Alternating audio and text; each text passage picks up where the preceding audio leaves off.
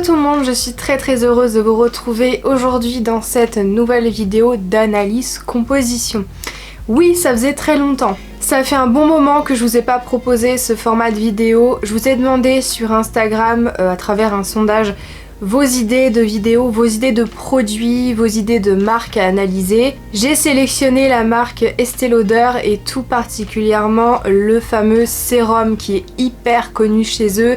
D'ailleurs c'est un de leurs best-sellers, c'est le fameux Advanced Night Repair qui est un sérum huileux que toutes les youtubeuses avec un certain nombre d'abonnés ont reçu ces dernières années. L'une d'entre vous en privé m'a demandé qu'est-ce que j'en pensais, surtout parce que c'est un produit qui est relativement onéreux. On est à 145 € pour le plus gros format. Pour 145 €, je pense qu'il est tout à fait légitime de vouloir savoir ce qu'il y a à l'intérieur, de vouloir savoir dans quoi vous mettez dans votre argent.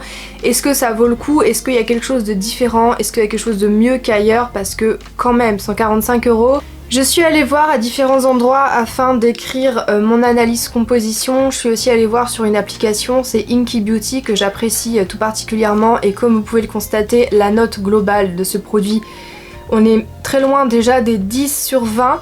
C'est pas terrible. Le premier ingrédient c'est de l'eau. Alors déjà pour un sérum huileux, avoir de l'eau, why not? Le deuxième ingrédient, Bifida Ferment Lysate, c'est un agent d'entretien de la peau, un agent de soin. Il est pas noté polémique ni quoi que ce soit, donc on est bien. Ensuite on a un composé étoxylé, et un composé étoxylé en troisième ingrédient, c'est vraiment pas top selon mon barème. Je le rappelle au cas où, mais j'utilise des produits les plus naturels possibles, biologiques, ça va de soi. Vraiment avec des compositions qui ne sont pas dangereuses, qui ne sont pas néfastes aussi pour l'environnement, pour les milieux aquatiques. Donc ça c'est mon barème. Si vous n'êtes pas d'accord avec ça, c'est pas la peine de continuer à regarder ce genre de vidéos et à me laisser des commentaires en mode oui arrête de raconter de la merde, les produits sont très bien, teste avant de parler et d'ouvrir ta gueule. Oui, j'ai reçu ce genre de commentaires, bien souvent je les supprime, mais je crois que c'est important de faire un petit disclaimer.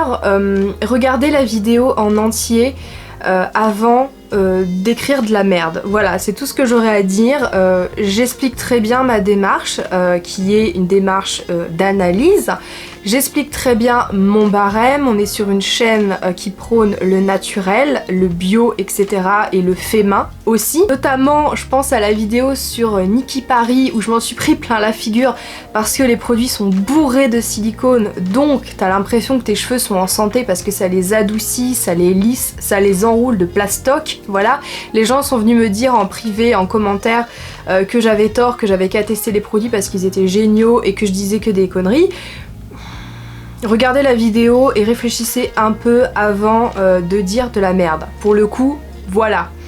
C'est juste un petit retour du bâton. On ferme la parenthèse, mais je crois que c'était nécessaire de rappeler certaines choses. On a un PEG polymère. Alors le polymère, c'est un microplastique, c'est ça qui va dans les océans notamment. Ensuite, on a pareil, on en a deux d'affilée. Ensuite, nous avons le butylène glycol qui est un glycol, c'est un espèce de gras en fait. Propanédiol qui est un humectant.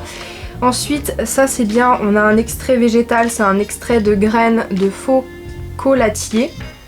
Alors j'ai fait des recherches là-dessus, c'est une sorte de noix d'une plante qui vient d'Afrique. Voilà, ensuite on a le sel de sodium d'acide alginique hydrolysé. Ça c'est une sorte de conditionneur qui est davantage utilisé pour les cheveux, pour gainer, pour adoucir. Mais ça m'étonne pas qu'on puisse aussi le détourner dans un sérum lissant et repulpant. Ensuite on a un émollient, de la caféine, ça c'est bien, les chitines c'est bien aussi.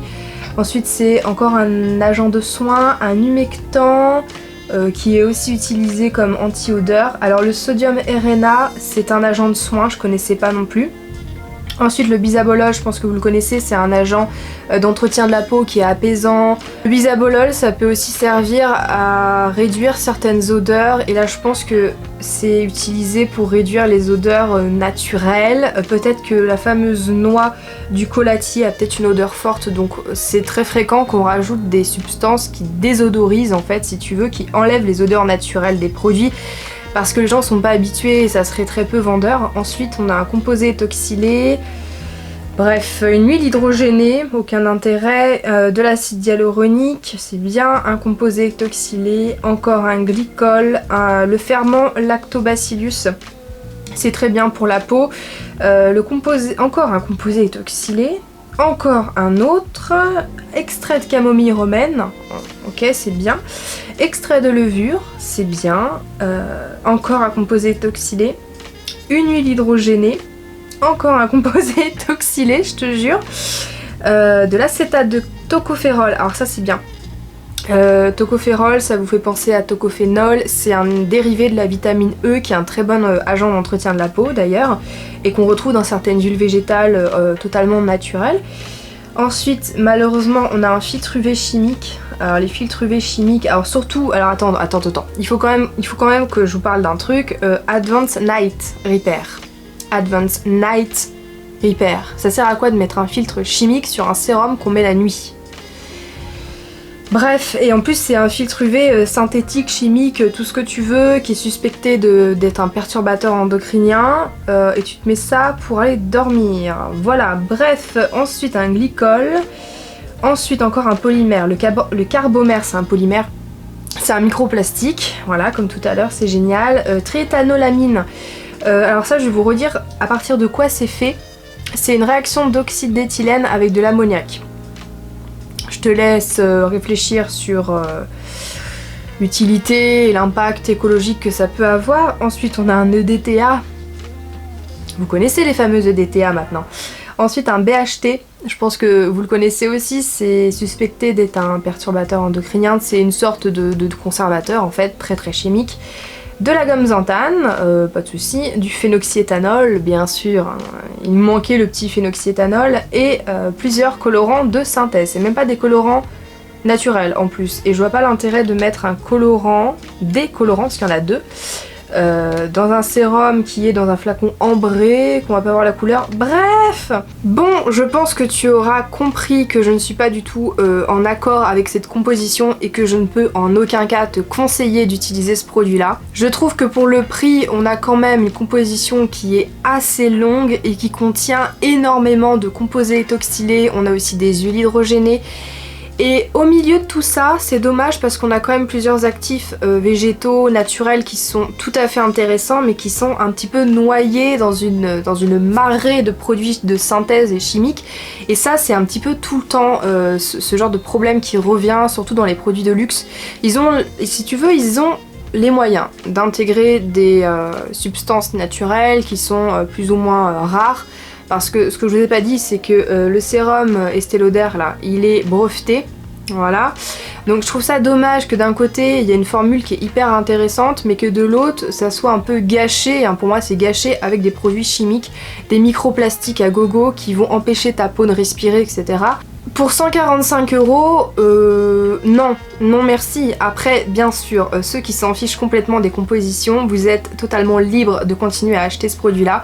Mais là, je parle à mes abonnés qui cherchent des produits sains, naturels, etc., etc.